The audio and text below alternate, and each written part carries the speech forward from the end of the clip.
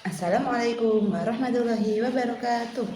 Perkenalkan, saya Miss Nailah dari kelas AI 09 dengan dosen pengampu Ibu Raihana Waliyul Mursyidah.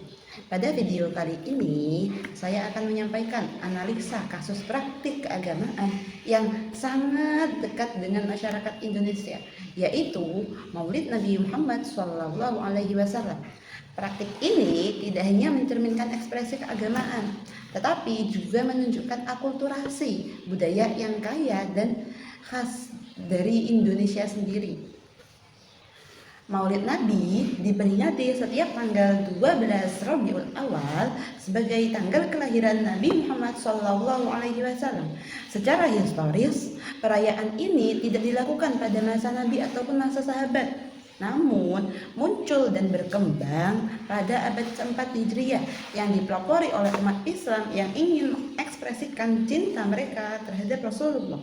Dan di dalam maulid ini, umat Islam orang-orang itu berkumpul untuk membaca sholawat serta mendengarkan kisah hidup Rasulullah, atau biasanya mendengarkan tibaan, dan bersedekah serta memperbanyak ibadah.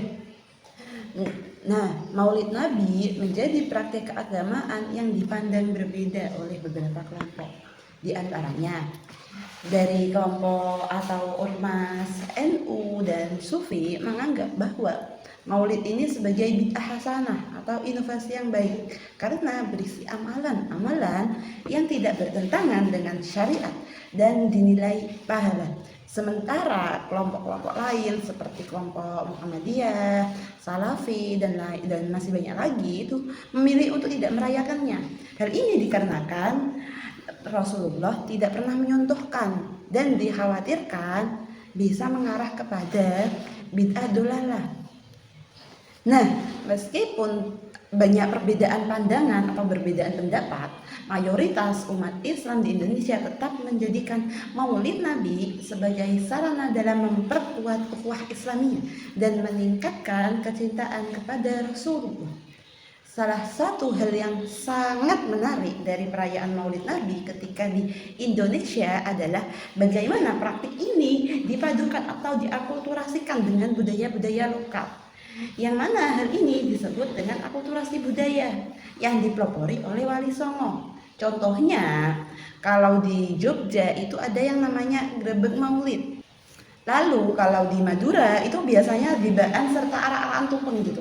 Terus kalau di Minangkabau itu bareng sama makan-makan dan main-main permainan tradisional gitu.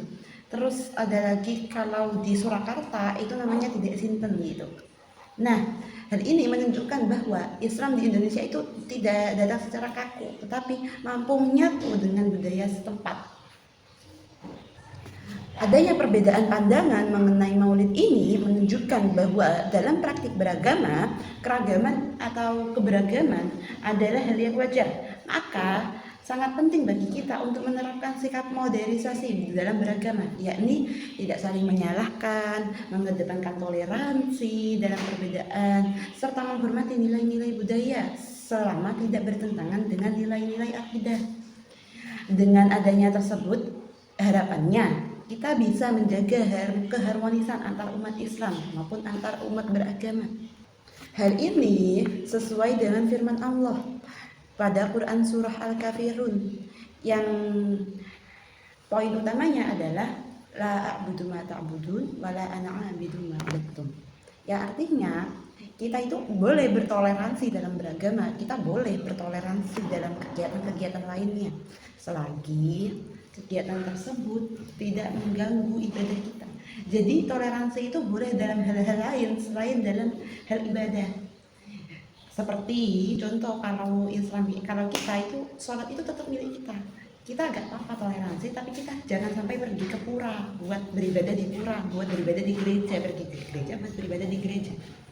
Jadi kesimpulannya, Maulid Nabi itu bukan hanya sekedar tradisi keagamaan loh, tetapi juga bagian dari kekayaan budaya Islam yang ada di Indonesia.